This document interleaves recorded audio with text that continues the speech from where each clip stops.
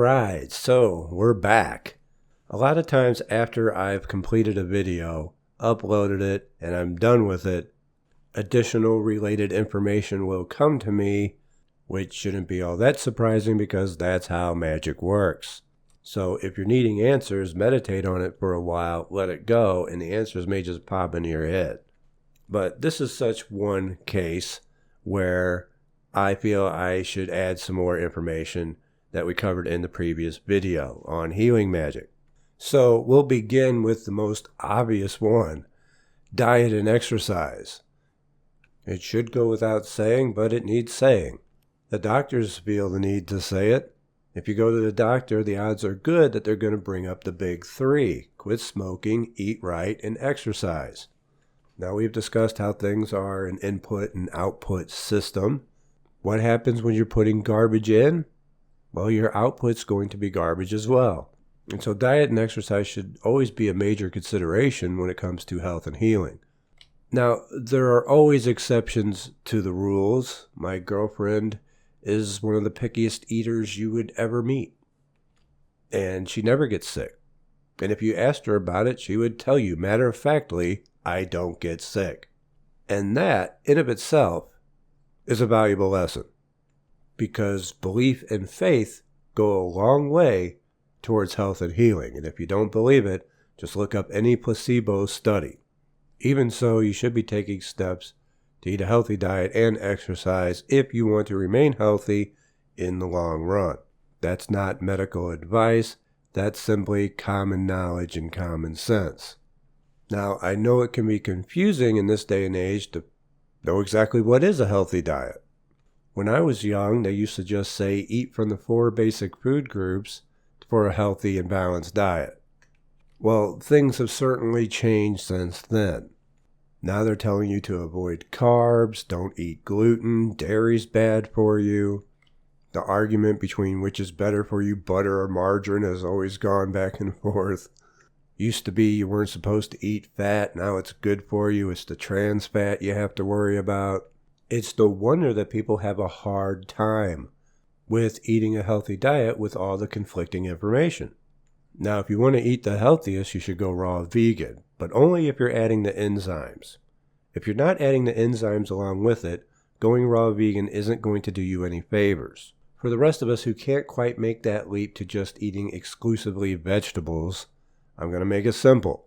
And I may have already said this in another video, but in the grocery store, around the edges of the grocery store are all your natural foods.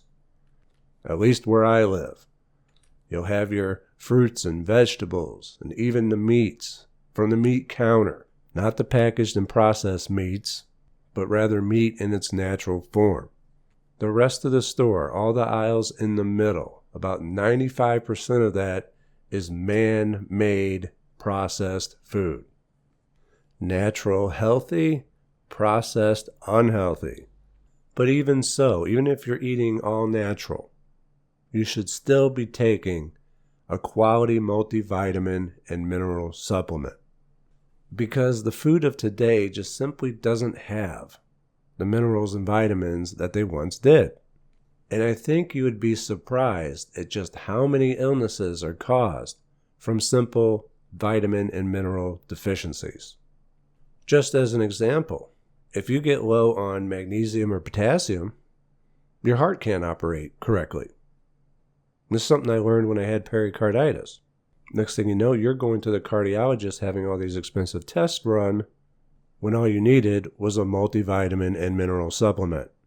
And I say multivitamin because you don't want to get into the trap of going to the health food store, coming back with 30 or 40 bottles of different things when you could have got most of them in 1 or 2 supplements. One of them that I'll keep on hand separately, though, is vitamin C, because if I feel like I'm coming down with something, I'll hit the vitamin C pretty hard, which always seems to really help. Now, on the magical side of things, last video I talked briefly about calling upon Raphael to assist in healing. And someone wrote to me wanting to know exactly how to do that. Well, it's very simple. All you need is the sigil of Raphael, and you just activate it just like any other sigil. by trancing out on it, while at the same time visualizing who you want to be healed, being well, being back to their old self, being healthy again, and turn up those feelings of gratitude for it. And that's really all you have to do. You don't have to make it too complicated.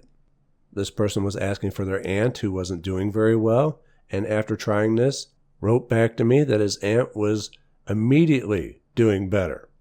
So don't knock it till you try it. Now, Raphael's not just good for healing directly, but also good at directing your doctors in healing, such as performing surgeries, etc. He is the master physician.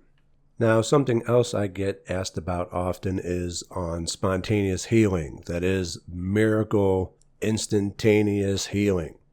Now, in my experience with this, I had to switch the thinking process from an individual to a collective, from I to we.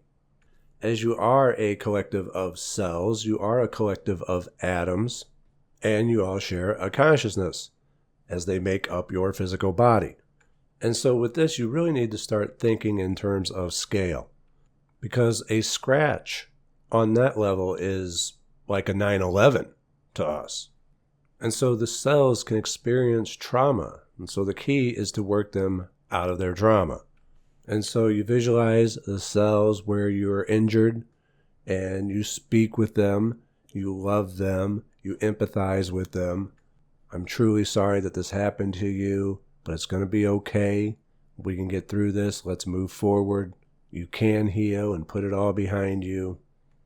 And as cheesy as it sounds, it works. I've witnessed it. Does it work every time? No. It can be tricky. It's like walking a tightrope. Everything has to come together just right. But for those wanting to know how you do it, this is how you do so. Oh, and feel gratitude for them as well. Yes, even old injured cells. Feel gratitude that they have been a part of you. Just like the military, thank them for their service. It's not too much to ask if you want to feel better. And that will about do it for today. I just wanted to cover some of the things that came up after the last video. Now, beginning next month in March, which is only a week away from the time of this recording, it will be time once again for taking signups for the next cycle of the Laws of Magic subscription series. The issue that I had with Gumroad, which made me think that I may have to stop doing the Laws of Magic series, has been resolved. There's really two reasons that I stay with Gumroad. The first is their links are approved to be put directly in videos. And the second is they have subscriptions. I've yet to find another digital download service that offers subscription service.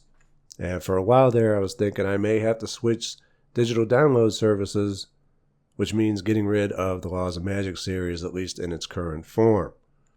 But, alas, everything has been worked out, everything's resolved, and I haven't had any more issues since then. At least not along those lines. So for those who were concerned that they wouldn't get the opportunity to enroll in the Laws of Magic series, worry no more. The Laws of Magic Cycle 8 will be open for enrollment beginning next month at the beginning of March. Once again, I'd like to thank everyone for listening. Follow me on Twitter, catch me on Patreon, and I'll see you next time. Take care.